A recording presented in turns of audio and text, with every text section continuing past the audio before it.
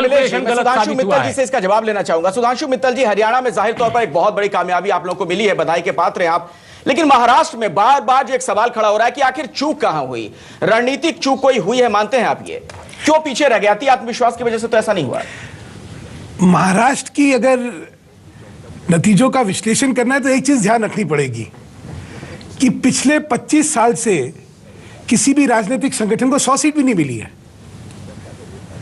भाजपा जहां 46 सीट से 113, 114, 115 पे पहुंचती है और 25 साल में किसी भी राजनीतिक संगठन को 100 सीट नहीं मिली है, कितनी बड़ी जीत है ये।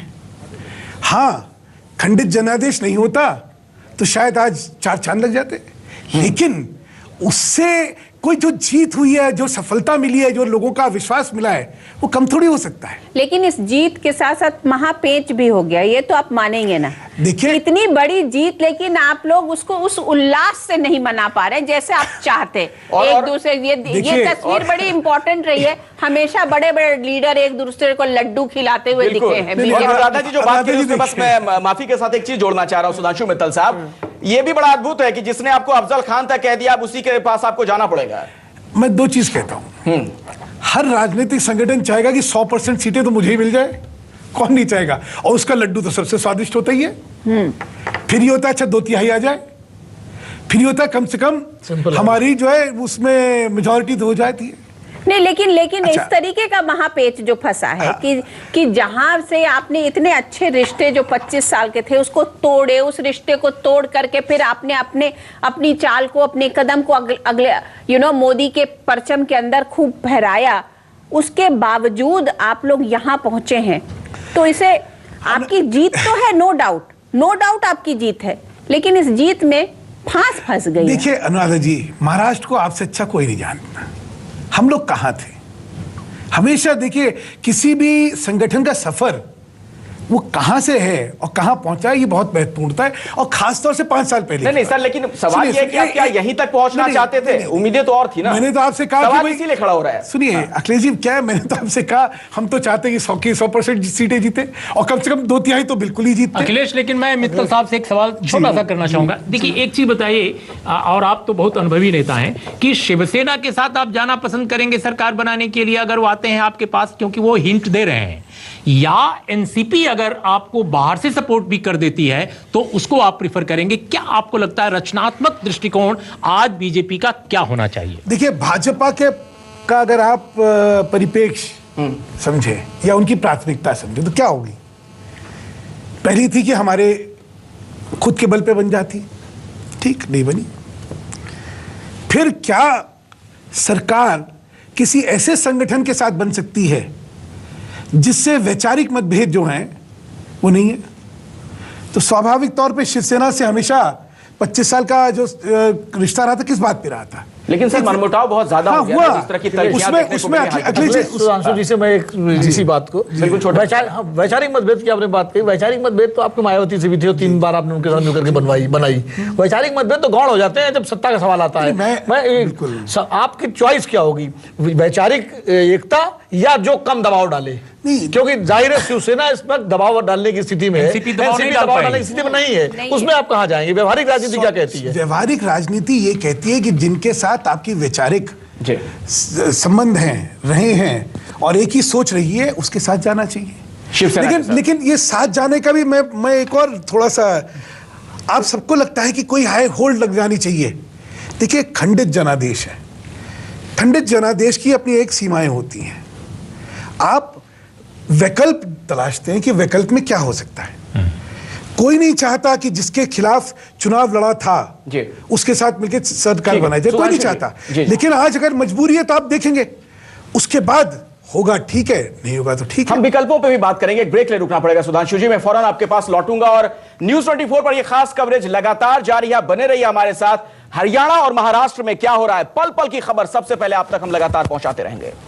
मालूम बीजेपी, सुधांशु जी, एक उर्दू का बड़ा अच्छा शेर था, चरागों से क्या दिल बहला रहे हो है जहां वालों, अंधेरा लाख रोशन हो, उजाला फिर उजाला है।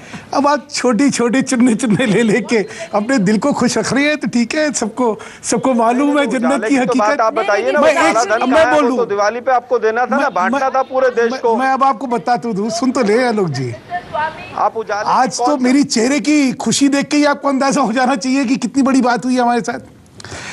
हरियाणा, पहले एक मिनट ले लेता हूं, थोड़ा आलोक जी के पास की जगह है, बिल्कुल छोटे में थोड़ा हम लोग 72 सीटों पे पिछली बार जमानत जब थी 72 90 में से 4 आई थी, वहां से हम कहां पहुंचे 53 सीटों पे। इसको भी अगर खुश होने वाली बात नहीं है और हमारी लहर नहीं है तो पता नहीं किसको लहर कहते हैं जी। और जैसे मैंने आपसे महाराष्ट्र का कहा, 100 सीट कोई नहीं पा रहा था, वहां पे कहां पहुंचे, इतना एक ये देखिए। लेकिन इस आपकी बहुत बड़ी जीत हुई, बार वही जीत तो हुई, लेकिन सेहरा नहीं बंध रहा है। ठीक है, सेहरा बांध नहीं बंध रहा है। अब आप सत्ता की बात कर रही हैं, देखिए जीत की बात नहीं कर रही। आप कह रहे जीत तो गए, लेकिन सत्ताधारी है या नहीं है उसमें दादाजी जिस तरफ इशारा करें उस पर भी हम बात करेंगे। साहब, आपके पास भी इस तरह की कोई सूचना है क्या? ऐसा है, वहां पे समकक्ष नेतृत्व है हमारे पास, 3 4 5 प्रमुख नाम हैं। हाँ। सब अपने आप में बहुत माहिर हैं और बहुत ही परिपक्व लोग हैं। अब उनमें से किस पे ये उत्तरदायित्व दिया जाएगा, इसके बारे में कयास लगाना मुझे लगता है बेकार। अच्छा सुधांशु जी, ये बताइए कि महाराष्ट्र में आखिर हो क्या रहा, अंदर में क्या घुलमिल बात हो रही है, क्या हो रहा है अंदर में, क्या खिचड़ी पक रही है? क्या बीजेपी और एनसीपी भी साथ आ सकती है? आप देख रहे हैं इसको? अनुराधा जी देखिए, ये भाजपा दूसरी बार सरकार के द्वार पे है। पिछली बार भी हमारी 138 थी, हमारी और शिवसेना की मिला के 95 में, और तब भी यही शिशुपन चल रहे थे, क्या होगा क्या नहीं होगा, कौन आ सकता है। संभावनाएं तलाशने के लिए अलग अलग सोच होती है, अलग अलग व्यक्ति जो है अपनी अपनी थ्योरियां जो है ऐसा है, आपसे पहले जो लोग लीडर बीजेपी के हैं उन्होंने नकारा भी नहीं, उसे स्वीकार नहीं किया, लेकिन उन्होंने उसे नकारा भी नहीं। उन्होंने ये नहीं कहा कि बीजेपी और एनसीपी साथ नहीं आएंगे, विकल्प कह रहे हैं कि हर विकल्प खुले हुए, हर विकल्प खुले होने का क्या मतलब? अभी तक कोई अधिकृत तौर पे किसी के पास इतनी अथॉरिटी नहीं है कि वो कह सके कि नहीं भाई ये नहीं होगा या यही होगा, है ही नहीं। तो सब लोग क्या कहते हैं, ओपन एंडेड जवाब देते जी कि भाई हाँ ये भी हो सकता है वो भी हो सकता है। देखिए, इसका एक विश्लेषण ये भी करिए कि स्वाभाविक तौर पर क्या ये मान्य है या नहीं है। जो नरेंद्र मोदी जी का सारा प्लेटफॉर्म है गुड गवर्नेंस का, क्लीन गवर्नेंस का, उस प्लेटफॉर्म पे एक किसके साथ आप जा सकते हैं, किसके साथ नहीं जा सकते, ये एक बहुत महत्वपूर्ण विषय रहने और इसमें एनसीपी के साथ आप नहीं जा पाएंगे फिर, अगर आप इसको एक फॉर्मूले की तरह लेंगे सुधांशु मित्तल साहब, क्योंकि उनके खिलाफ तो नरेंद्र मोदी साहब ने मन से तमाम बातें कही, मैंने भ्रष्टाचारी पार्टी से लेकर तमाम चीजें। मैंने इसलिए कहा कि कई ये सारी चीजें, देखिए मैंने कहा जनादेश खंडित है तो सरकार बनानी है या नहीं बनानी है। अच्छा, ये जो खंडित जनादेश हुआ सुधांशु मित्तल जी, क्या इसके लिए आप लोग आत्ममंथन करेंगे, चूक हुई कहां? क्योंकि जो जानकारी मिल रही है विदर्भ से आपके 2 बड़े नेता आते हैं, देवेंद्र फडणवीस है, नितिन गडकरी साहब हैं, वहां पर जिस तरह की कामयाबी की आप लोग उम्मीद कर रहे थे उससे थोड़ा पीछे रह गए आप लोग। हालांकि सीटें ज्यादा मिली है पिछले चुनाव के मुताबिक, लेकिन 62 में से जितनी सीटों की आप लोग उम्मीद कर रहे थे उतनी नहीं मिल पाई। अखिलेश जी, ऐसा है क्योंकि महाराष्ट्र में ये कल्पना ही नहीं थी कि हमें अकेले जाके चुनाव लड़ना पड़ेगा। 288 सीटों के हिसाब से तैयारी नहीं कभी थी। ये था कि भाई हमारा गठबंधन है, गठबंधन चलेगा, थोड़ी बहुत बातचीत होके हो जाएगा। वो गठबंधन टूटेगा ये कल्पना नहीं थी। पर तोड़ने वालों में तो आप लोग भी सबसे ज्यादा तो आप ही लोग उसमें नहीं। हमने बहुत कोशिश की। यही तो आरोप लगाया है कि भाई आप चीफ मिनिस्टर की बात पहले ही हो चुकी थी कि केंद्र में मोदी और राज्य में ये कभी नहीं। आपको देखिए उस बात से आप लोग फिर तथ्यों में कहीं जो है ट्रैक कर गए। आपने अपनी बात मैं बता दूं ना, और शिवसेना को आपने बहुत पहले से याद करना शुरू कर दिया था, सिर्फ एक मंत्रालय दिया था आपने। कहीं तथ्य जो है वो सही नहीं है। हमेशा शिवसेना और भाजपा में ये हमेशा तय था कि जिसके भी विधायक ज्यादा आएंगे उसका ही दल का नेता, उसका नेतृत्व होगा।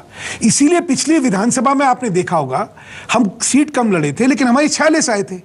46 आने की वजह से नेता प्रतिपक्ष का जो पद था वो भाजपा को गया था। चलिए, तो इसलिए कैसे कोई और है जो हम लोग सब लोग मिस कर रहे हैं।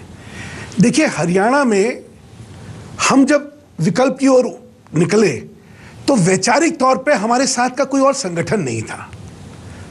महाराष्ट्र में इधर तो इनके खिलाफ एक वोट पड़ता है, कांग्रेस एनसीपी के खिलाफ वोट पड़ा उनके कुशासन की वजह से। दूसरी तरफ जो विकल्प था उसमें वैचारिक समानता थी, तो वैचारिक समानता का जो वोट है वो डिवाइड हो गया। तो जो अश्वमेध जब आप घोड़ा की बात करती है तो वो चढ़ते हुए आने के साथ भी एक डिवीजन, इसका मैं एक आपको उदाहरण, ये लड़ाई लड़ी फिर क्यों? वैचारिक समानता तो थी, हाँ। लेकिन ऐसा नहीं कि शिवसेना का बहुत साफ चेहरा है महाराष्ट्र में। कॉमन वोट बैंक था। इसको लेकिन एक बड़ा सवाल ये भी है सुधांशु जी, हर बड़े शहर में और उनके म्यूनिसिपल कॉर्पोरेशन पर शिवसेना का कब्जा था, और जिस तरीके का काम अगर नहीं हुआ तो शिवसेना भी इक्वली जिम्मेदार है। अगर बीएमसी नहीं काम करती है तो उसके लिए शिवसेना जिम्मेदार है। 15 साल माफी के साथ रोकना पड़ेगा। सुकेश जी, मैंने कहा ना कि किसी के पास आधिकारिक तौर पर इतनी अथॉरिटी ही नहीं है। तो जिस राजनीतिक सूचिता, मैं बीच में रोक रहा हूं आपको, जिस राजनीतिक सूचिता की बात आप लोग करते हैं, बीजेपी करती है, जिसको आप भ्रष्टाचारवादी पार्टी कहते रहे हैं, 2 दिन के बाद, 2 दिन पहले तक आप गाली दे रहे थे, 2 दिन में इतना कुछ सब कुछ बदल गया और पॉलिटिकल कॉम्बिनेशन देखा जाने लगा कि कोई अथॉरिटी के साथ ये नहीं कह सकता है कि हम नहीं जाएंगे। नहीं, मेरा पूरा जो ऑरा है वो कहां जाएगा? नरेंद्र मोदी का एक बड़ा सवाल हो जाएगा। हाँ, बिल्कुल सही कह रहे हैं आप, लेकिन यही 6 बजे देखिए, पार्लियामेंट्री बोर्ड को बैठ के क्या तय करना है, ये चीजें तो तय करनी है कि क्या ये हमारे विकल्प है या नहीं है। आज एक खंडित जनादेश नहीं, लेकिन सुधांशु जी, हाँ। जो बात सुकेश कह रहे हैं, हाँ। उनका ये कहना है कि साफ साफ मना फिर क्यों नहीं कर रहे हैं? अब आपके लिए अब सत्ता महत्वपूर्ण है, विचारधारा या तमाम बातें जो भाषण के दौरान कह रहे थे कि राष्ट्रवादी नहीं भ्रष्टाचारवादी पार्टी एनसीपी, वो सब भूल गए आप लोग। अखिलेश जी, आप बात बिल्कुल सही कह रहे हैं, हाँ। और इसीलिए मैं कह रहा हूं कि नहीं तो क्या होता, हर एक कोई कहता नहीं हाँ हम चले जाएंगे। आज क्यों कोई नहीं कह रहा है, ठीक है, और कोई मना भी क्यों नहीं कर रहा? क्योंकि किसी के पास अधिकृत तौर पे इस बात का कहने का वही नहीं है। मैंने एक इसमें मैं संशोधन कर दूं, एमजी वैद्य जी का बयान संघ का बयान है, ये ठीक नहीं है। एमजी वैद्य जी संघ के एक विचारक हैं और बहुत सम्मानित हैं, लेकिन मागो वैद्य जी का मतलब, लेकिन जो संघ के प्रवक्ता हैं, जब उनका कोई बयान आता तब बयान से संघ इत्तेफाक नहीं रखता, ये कहना मैं ये नहीं कह रहा, ये संघ का बयान नहीं है। संघ का क्या बयान है मैं नहीं जानता, क्योंकि संघ ने अभी तक बयान नहीं दिया। लेकिन माधव मालूम है कि ये प्रवक्ता रह चुके हैं और हाँ रह चुके हैं, लेकिन इनका बयान को संघ का बयान माना जाए, ठीक है, ठीक नहीं है। अखिलेश जी, जनादेश का इतना अनादर तो मैंने कभी होते देखा नहीं है। मैं अनादर नहीं कर रहा, मैं देखिए, मैं बीच में नहीं बोलता, अनादर नहीं कर रहा, राजीव बाबू बीच में नहीं बोलता। आपसे निवेदन है, आपने अपनी बात रखी, मेरे को अपनी बात रखने दीजिए। इसके मतलब तो ये हुआ जनता मूर्ख है, इन्होंने इतना विकास कर दिया, इतना सुशासन दे दिया, इन्होंने सब कुछ करा और जनता ने फिर भी नकार दिया। ये होता नहीं है, ये होता नहीं। और राजनीति में हमें जनादेश को स्वीकारते समय विनम्रता रखनी चाहिए। वो है, आप तो रख रहे हैं ना सर? जी बिल्कुल रख रहे हैं। नहीं, जो सुधांशु मित्तल साहब ने कहा उसका एक जवाब मैं छोटा जवाब दे दूं कि जब 2 सीट 84 में आई थी तब भी आपने प्रयास किए होंगे, तभी जाकर के आप 30 साल में यहां तक पहुंचे हैं। हम लोगों ने इसको स्वीकार किया मैंडेट को, और पूरे विश्व में कोई भी प्रजातांत्रिक देश ऐसा नहीं है जिसमें एक ही पार्टी रही हो सत्ता में विगत 50 साल या 15 साल या 20 साल। कांग्रेस पार्टी 15 साल से सत्ता में है। जी, इन नतीजों का एक संकेत यह भी है, जिस तरह से नरेंद्र मोदी साहब एकला चलो की स्थिति में नजर आ रहे थे, आगे बढ़ते जा रहे थे, अब ऐसा लगता है कि उन्हें सहयोगी की जरूरत पड़ने वाली है। क्या इस नसीहत से कोई सीख मिलेगी भारतीय जनता पार्टी? इस पर भी हम बात करेंगे एक छोटे से ब्रेक के बाद। अब बने रहिए हमारे साथ, देखते रहिए न्यूज़ 24।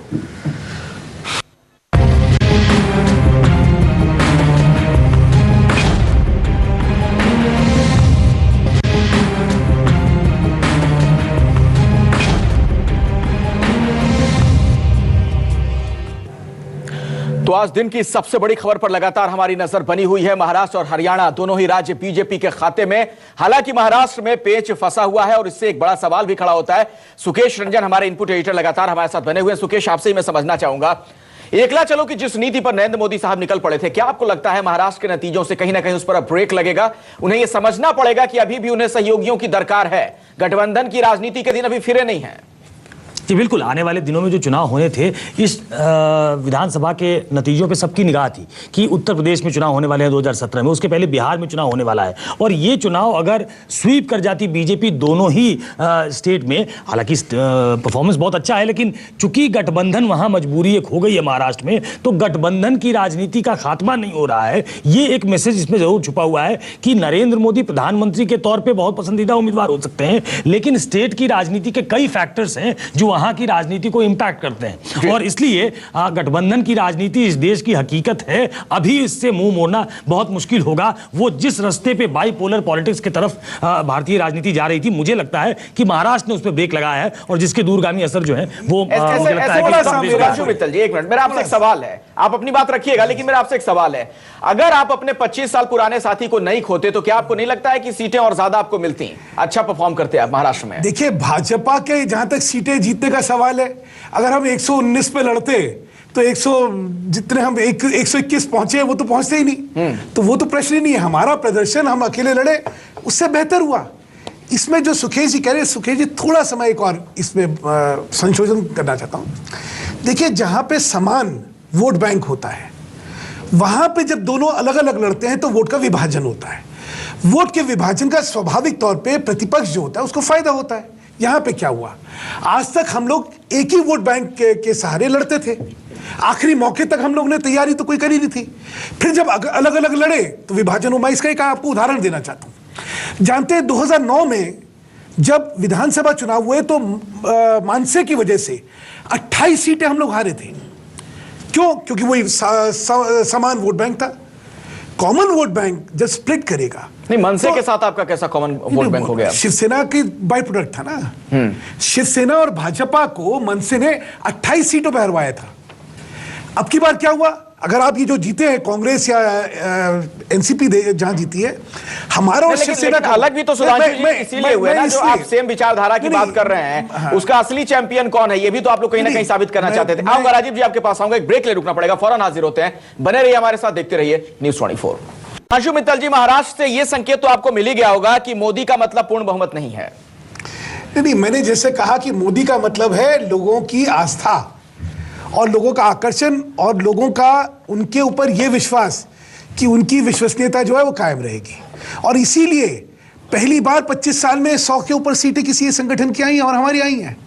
हाँ, हम लोग जीते, बहुमत तक नहीं, क्योंकि जैसे मैंने आपको बताया कि वोट बैंक जब कॉमन होता है और उसमें स्प्लिट आता है, विभाजन जब वोट का होता है, तो उसके नुकसान होते ही होते हैं।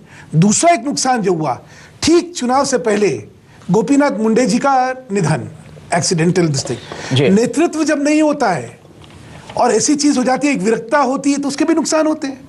तो कुछ इन कारणों से एक नुकसान हुआ, लेकिन तब भी मैंने कहा कि अभूतपूर्व प्रदर्शन। अभूतपूर्व लगता है कि एक बार फिर से आप लोगों ने लाल की आडवाणी की नहीं सुनी, वो तो साफ साफ कह रहे हैं कि गठबंधन टूटना ही नहीं चाहिए था। एक पिता तुल्य व्यक्ति, जिसने कि 25 साल से, जैसे ही कह रहे हैं, एक गठबंधन के साथ भावनात्मक तौर से जुड़े हुए थे, वो फिर दोबारा 25 दिन बाद सोच रहे हैं कि मैं एक अपनी भूमिका अदा करूं ताकि वो पारिवारिक संबंध जो थे वो दोबारा बन जाएं। तोड़ने के समय सुधांशु जी आपने सुना नहीं ना, तोड़ने के समय मुझे जानकारी है कि उद्धव ठाकरे ने इनको 5 बार फोन किया, बीजेपी ने इनसे संपर्क नहीं किया। नहीं, देखिए, मजबूरी और जो आज के नतीजे हैं उसमें तो दिखाते ना कि हम लोग कहां पहुंचे, और अगर वही रहता और जो कह रहे होते तो हम लोग क्या होते।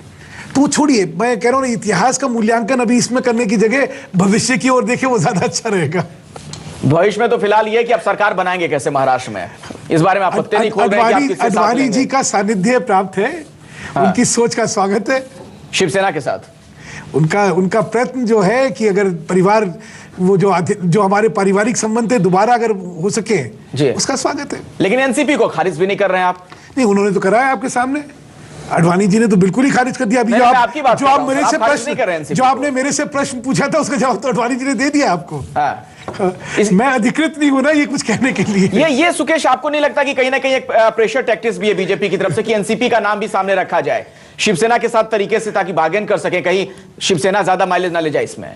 देखिए, एक ये पॉलिटिकल मैच्योरिटी ये कहती है कि आप इतना दबाव बनाएं अपने ऐसे पार्टनर पे। आप देखिए, दोनों अलग हो चुके हैं, वो दोनों पार्टनर्स नहीं है आज की तारीख में, तो पोस्चरिंग जो ज्यादा करेगा वो ज्यादा पाएगा। तो मुझे लगता है दोनों तरफ से ये बार्गेन करने की कोशिश होगी। अभी थोड़ी देर पहले उद्धव ठाकरे के मार्फत ये बयान दिया गया था कि वो मुख्यमंत्री पद की कुर्सी चाहेंगे। उद्धव ठाकरे की तरफ से, शिवसेना की तरफ से ये बयान आया था। तो दोनों दलों की तरफ से पोस्चरिंग होगी, क्योंकि अधिक से अधिक फ्लैश किसको मिले इसकी तरफ शायद सबने चाणक्य शास्त्र जो है बहुत अच्छा पढ़ रखा है। चलिए ठीक है, लेकिन राजीव जी के सामने अब सबसे बड़ी चुनौती ये होगी कि विपक्ष के नेता का जो पद होता है उसको अब कैसे हासिल करें, क्योंकि तमाम जगहों से ये पद भी आप गंवा रहे हैं।